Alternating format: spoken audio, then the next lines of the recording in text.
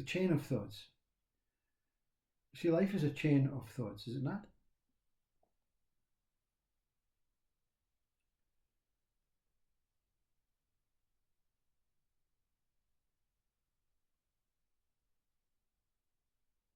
I look at my clock.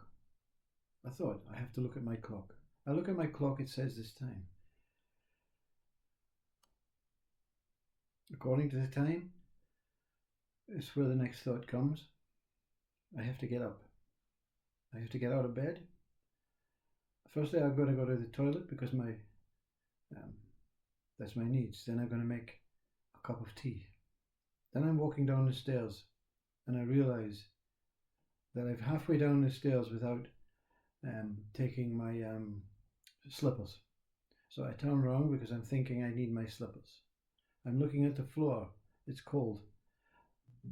The slippers are then put on. I go down. I forget what was the next thought. So the forgetfulness of the next thought is also a thought. So the ongoingness of thinking is the ongoingness of me, my life. So without the thoughts, there's an apparent dangerous thought to say, if I stop thinking, there's no more me.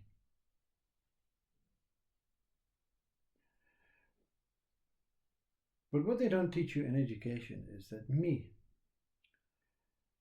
is that what is appearing on behalf of I. You see? Life is what you are. No one denies that. But let's give an option of life appearing in different uniforms, in different states, in different experiences, and different conditions. But the fact is, life is one experience. Everything is the same experience. We've given it names, identities, and language to say, making the T is a different experience from driving the car. But it's still life operating. So the chain of thoughts, regardless of what is going on in the mind, thinking about me, the person moving through life in this way, is the same thought. It's all about me. It's all about my life. It's all about how I have to, through a kind of fear, plan and organize certain ways, or else they'll think I'm some sort of animal just bobbing around. So I have to tell them what I'm doing. I have to tell myself what I'm doing. So the one that is telling themselves what it's doing is compromising with life, the original soul, the original you. Okay, soul, I'm looking backwards now. I'm doing these things to pacify the external world, but I'm also doing them to pacify myself and to let you know that I'm on track, that I'm not a fool, I'm not some sort of bobbing around animal. And the soul, it says nothing. Because whether the soul is God, whether the soul is self, it does not see opposing values, it does not see good and bad, it just sees life as it is. Life as it's appearing. Life as it gives life to it constantly. God, soul, self is giving life like that charging power station to your cooker, your fridge, your lights above your head. Ongoing power, ongoing power, ongoing power. Your soul, consciousness, God, whatever it is, self, is only interested in ongoingness. It's not interested in the chapters about what's going on in this ongoingness. You see? That's why we become robots and parrots to ourselves and to the external world. It's a justification. I have to justify that I'm always a human. I have to justify that I'm doing things the right way. I have to justify that I'm not going off my head. And the justification, the chain of thoughts can become smaller and smaller individual thoughts to the extent that the justification cannot justify it anymore. The alarm clock goes off. Oh, I have to go to work. I have to go to the toilet. I have to do this. I have to do that.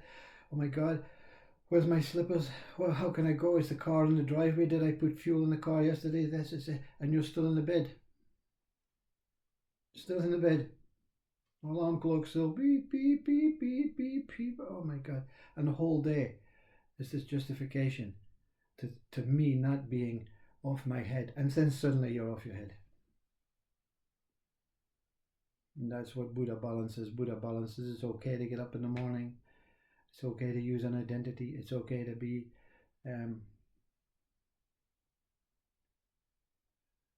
obedient to the mind. It's okay to be obedient to the external world.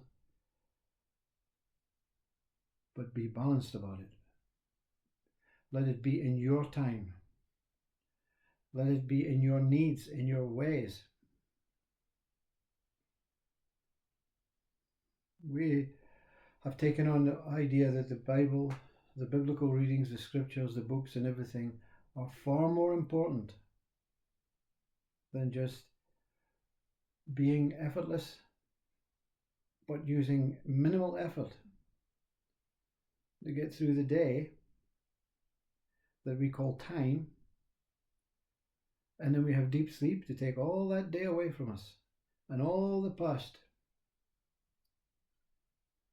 And you're given a second chance every morning. And in deep sleep, the consciousness says, good, let's start again. Let's see if this day can be better. Not interested in yesterday.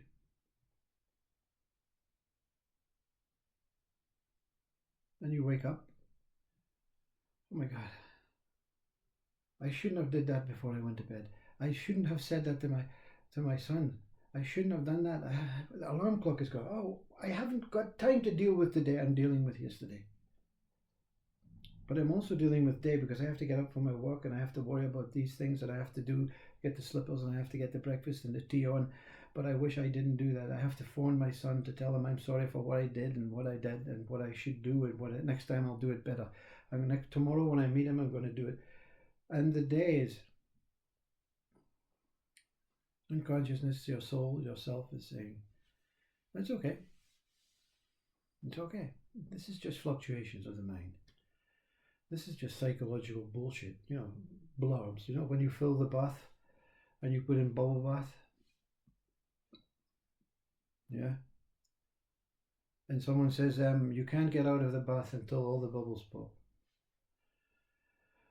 And you say, I've got so much to do.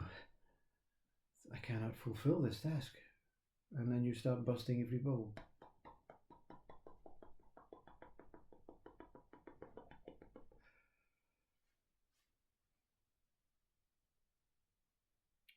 And the true one says, what bubbles? What bath? Who is telling me this thing? Who is giving me commands that I cannot get out of my bath until the bubbles burst? Who is preying on me with this kind of thinking? And then you realize that it's just a thought. Even if someone physically says you cannot get out of the bath till the bubbles pop, you say thank you.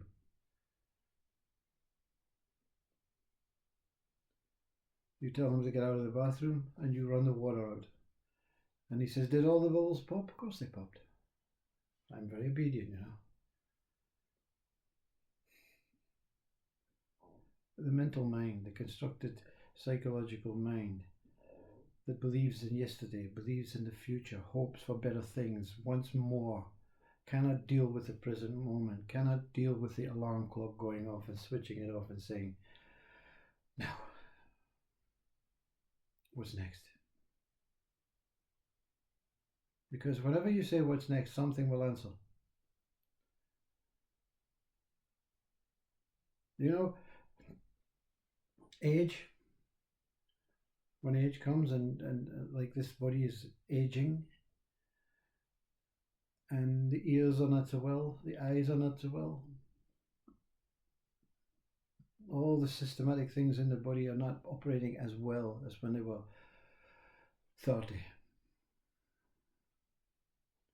So it's very important when you're in a room and there are 6 people speaking at the same time and music playing and everything, for you to switch off and apologize and say, I'm sorry, I have to go.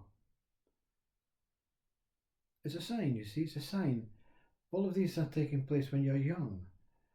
It's just that the mind has not fully grasped onto the power of, I have to listen to everything, I have to do everything, I have to see everything, I have to understand everything, otherwise I am a failure.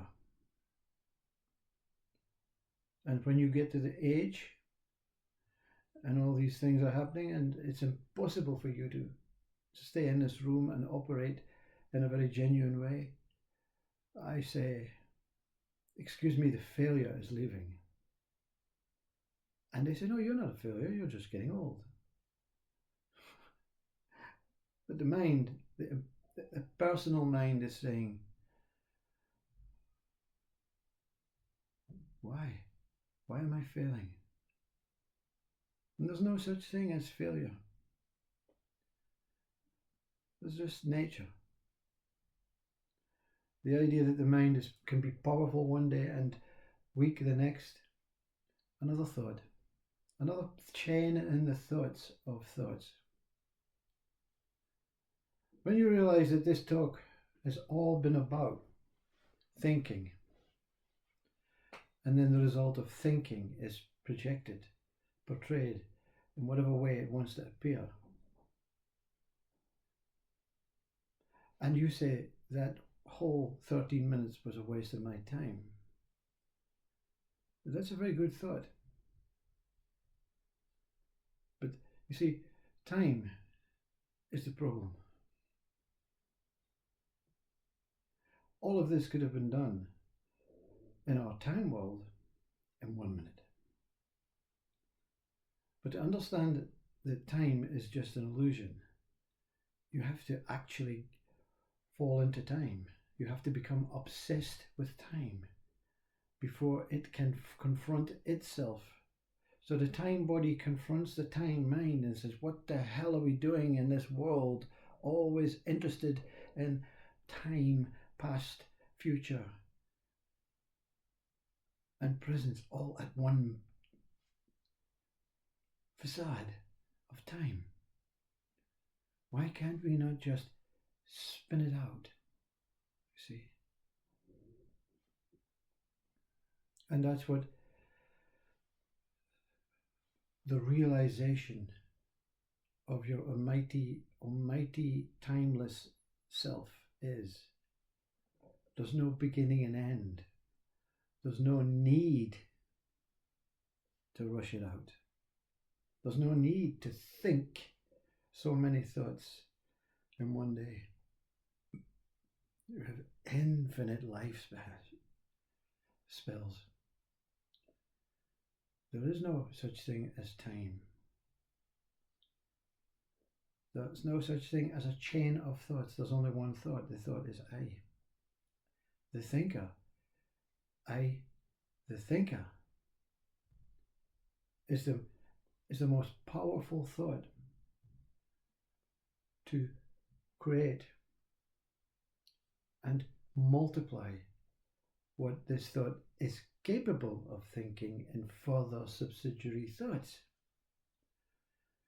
But the thoughts will kill itself. Hopefully not kill the body self, but kill the self that thinks it can do so many things in one body, in one life, in one day. You see, whether you experience God, ultimate, out of body, pure conscious state on that. It's not relevant to this life, this human form, organic, biological life that we have created for ourselves to pacify time.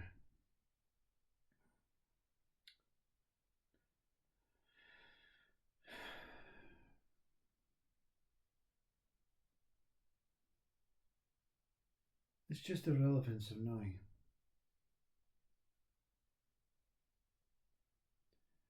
The monk lives the life out exceptionally. You know, Thich Nhat Hanh and Plum Village, everything is in flow with the thought, the life, the consciousness, the beingness, and it makes a wonderful,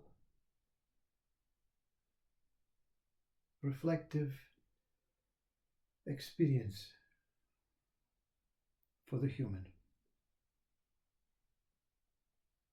It's not about seeing God. It's not about enlightenment. It's about allowing a day to pass and connect with the day and reconnect with whatever it is that is operating the systematic of this body, the beingness, the consciousness. And at the end of the day, to disconnect and say thank you. Simple. Life as it is.